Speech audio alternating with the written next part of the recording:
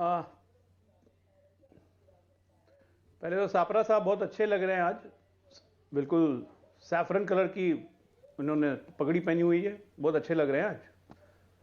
अब दूसरी बात मैं कहूंगा कि यहाँ पे धन्यवाद बीजेपी कांग्रेस थोड़ी गलती कर गई।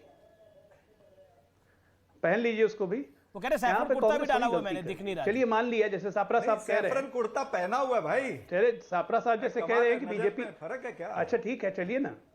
सापरा साहब आपके कपड़ों को भी गौर से देख रहे हैं लोग।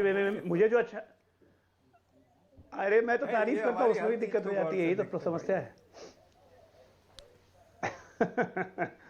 देखिए, मान लिया कि मानवड़िया साहब ने राजनीति की, मान लिया इस 3 सांसदों की चिट्ठी पे उन्होंने, राहुल गांधी जो खुद एक सांसद है, उनको चिट्ठी लिखी कि आपकी यात्रा चल रही है, कोरोना प्रोटोकॉल का फॉलो कीजिए और नहीं तो देश हित में इसको स्थगित कर दीजिए। उन्होंने ऑर्डर नहीं किया कि यात्रा को बंद कीजिए, नंबर 1। किसी राज्य सरकार ने आपको नहीं कहा है कि यात्रा बंद कीजिए, नंबर 2। तो फिर आपको इस पिच पे बैटिंग करने की जरूरत क्या थी? विक्टिम कार्ड आपको खेलने की जरूरत क्या थी कि हमारी यात्रा बंद करने जा रहे हैं? अरे कल से यात्रा बंद हो रही है, 24 से नहीं अमित जी, 23 से यात्रा बंद हो रही है, क्योंकि कल से फिर जैसे भी उन्होंने कहा कि मेरी क्रिसमस आ जाएगा, वो मनाने चले जाएंगे, फिर हैप्पी न्यू ईयर आ जाएगा। तो यात्रा तो ऐसी 3 तारीख तक बंद थी। 4 तारीख को देश के जैसे हालात होते उसके हिसाब से तय करते कि यात्रा चलानी है कि नहीं चलानी है। और वैसे भी अगर मान लीजिए भारत की सिचुएशन खराब हो गई, जो कि नहीं होने वाली है किसी हालत में, क्योंकि हमारे पास 99% की हर्ड इम्यूनिटी आ गई है, तो वैसे भी यात्रा नहीं होती। आज ये काम करके आपने बैटिंग कर करके एक चीज तो साबित आपने कर दिया कि कांग्रेस देश की सबसे पुरानी पार्टी, राहुल गांधी उसके युवराज, दोनों कोरोना के बचाव के प्रति गंभीर नहीं है। आम जनता में मैसेज यही गया। तो ये नुकसान आपका हुआ कि बीजेपी का हुआ, इसका आकलन स्वयं कर लीजिएगा।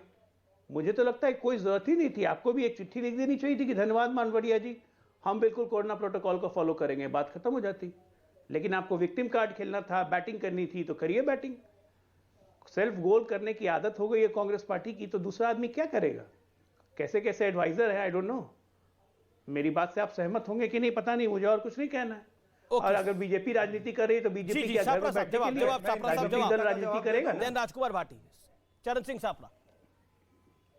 देखिए, गंभीरता के अनेक उदाहरण मैंने नरेंद्र मोदी जी के दे दिए। मैंने डेल्टा वायरस के समय का भी बता दिया, फर्स्ट वेव, सेकेंड वेव, सारी चीजें मैंने कोट कर दी, ऑक्सीजन कोट कर दी। मैंने बता दिया कि बीजेपी की सरकार कितनी गंभीर थी। और एक गंभीरता का उदाहरण आपको देता हूं कि नवंबर के अंदर एक इसी सरकार ने एडवाइजरी इशू की थी सारे एयरपोर्ट्स पर और सारे एयरलाइंस को कि अब मास्क लगाने की कोई जरूरत नहीं है। और तब नवंबर के अंदर कितने केसेस थे हमारे पास में? तब कुछ 20,000 के लगभग केसेस थे, तब ये एडवाइजरी जारी करते। आज ये 4,400 केस हैं, तो ये कहते मास्क लगाओ। जब 20,000 या 27,000 केस थे, तब ये कहते थे मास्क हटाओ। ये इनकी जो मैं कहता हूं, इनकी जवाबदारी जो है, ये यहां से नजर आती है कि ये कितने काबिल लोग हैं जो सरकार में बैठे थे। इसीलिए तो हजारों लोग, लाखों लोग मर गए इस देश के अंदर। ऑक्सीजन की किल्लत हुई, दवाइयों की किल्लत हुई, बेड की किल्लत हुई, व्यवस्था की किल्लत हुई।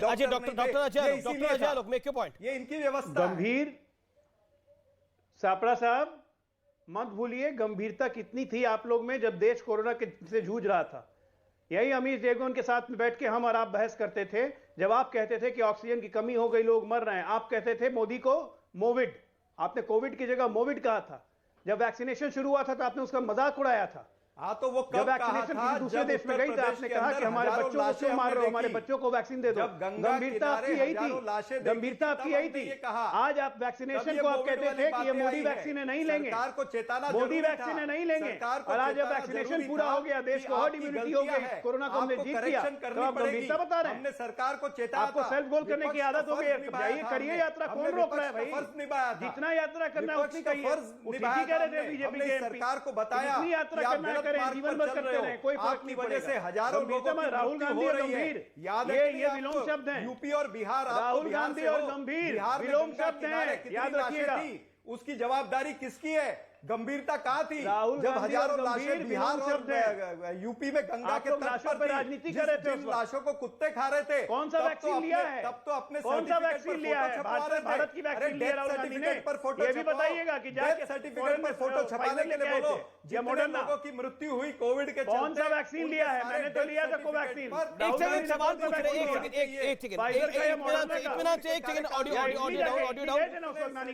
ओके, अजय आलोक क्या सवाल है, क्या पॉइंट है आपका? बोलिए 10 सेकंड आपका पॉइंट, देन चरण सिंह सापड़ा यू आंसर इट। मैं कह रहा हूं एक लाइन की बात कि राहुल गांधी और गंभीर विलोम शब्द है। पहली बात तो ये, उनको गंभीरता से लेने की जरूरत नहीं है। ये सब ड्रामा कांग्रेस पार्टी इसलिए कर रही है विक्टिम कार्ड खेलने की कि हम पे राजनीति किया जा रहा है, यात्रा को रोक रहा है। अरे कौन रोक रहा है यात्रा भैया? जितना यात्रा निकालो। भारतीय जनता पार्टी के लिए रत्न है राहुल गांधी। भारतीय जनता पार्टी चाहती है कि स्वस्थ रहे राहुल गांधी, कुछ नहीं हो उनको। जी मैं सीधा रुख करता हूं राजकुमार भाटी का। राजकुमार भाटी, इस देश के अंदर कई सारे सवाल किए गए जब वैक्सीनेशन आया, और कांग्रेस पार्टी ने भी सवाल खड़ा करा कि वैक्सीनेशन का प्रोसेस जिस तरह से स्पीड अप हो रहा है, जिस स्पीड से चल रहा है, ऐसे में 5 साल लगेंगे, 7 साल लगेंगे, 8 साल लगेंगे, कई सारी थ्योरी दी गई। लेकिन 99.9% के करीब वैक्सीनेशन हमारे देश का हो गया है, और ये एक अपने आप में बड़ी उपलब्धि है पैरामेडिकल स्टाफ की, डॉक्टर्स की, नर्सेस की, इसमें कोई दो राय नहीं है। पॉइंट ये है कि जब एक कोविड का नया वेरिएंट आ गया है, उसके ऊपर चर्चा हो रही है। देश की सरकारें, एक सरकार ने, या योगी सरकार ने भी टीम 9 की बैठक करी है, दिल्ली में भी अरविंद केजरीवाल ने बैठक करी है, गुजरात में भूपेंद्र पटेल ने बैठक करी है, सभी मुख्यमंत्री बैठक कर रहे हैं। क्या आपको लगता नहीं है कि कहीं ना कहीं इस पे सियासत नहीं होनी चाहिए? अमीश जी, मुझे तो भारतेंदु हरिश्चंद्र का एक बहुत प्रसिद्ध नाटक है, आपने पढ़ा होगा, बाकी साथियों ने पढ़ा होगा, भारत दुर्दशा। वो याद आता है कि उसमें जो पात्र हैं वो इस तरह के पात्र हैं कि उसमें एक सत्यानाश फौजदार है, और उसकी फौज में कौन है? आलस है, मदरा है, अशिक्षा है, जिन्होंने भारत का नाश किया। वो उसकी फौज थी जो भारत का नाश करने के लिए आई थी। तो मुझे तो ऐसा लगता है ये कोरोना जो है ये भी राजनीतिक कोरोना है, और ये माननीय मोदी जी की भारतीय जनता पार्टी की फौज में शामिल हो गया। ये वहाँ असर दिखाता है जहाँ विपक्ष कुछ करता है, विपक्ष जहाँ एक्टिव होता है, चुनाव में, चाहे रैली में, चाहे किसानों के आंदोलन में, चाहे भारत यात्रा में, भारत जोड़ो यात्रा में, जहाँ भारतीय जनता पार्टी के नेता सभाएं करते हैं, भारतीय जनता पार्टी के नेता चुनाव लड़ते हैं, रैलियाँ करते हैं बिना मास्क के। हमने उस दौर में जब प्रोटोकॉल था कि मास्क लगाना जरूरी है, माननीय मोदी जी को और माननीय अमित शाह जी को बिना मास्क के बड़ी बड़ी रैलियां संबोधित करते हुए देखा, पूरे देश ने देखा। लेकिन विपक्ष के नेता जरा सा, हम चुनाव लड़ रहे थे तब तक तो काफ़ी प्रोटोकॉल भी कम हो गया था, हमारे खिलाफ मुकदमा हुआ कोरोना प्रोटोकॉल तोड़ने का। भारतीय जनता पार्टी के किसी प्रत्याशी के खिलाफ मुकदमा नहीं हुआ। तो जो आपने कहा, मैं उस बात से सहमत हूं कि प्रोटोकॉल का पालन होना चाहिए और जागरूक भी रहना चाहिए, दोबारा ना बढ़ जाए। पहले हम बहुत विनाश देख चुके हैं देश में। जी जी जी, लेकिन ब्रेक के लिए रुकता हूं, ब्रेक के बाद प्रेम शुक्ला का जवाब होगा। आप देख रहे हैं आर पार।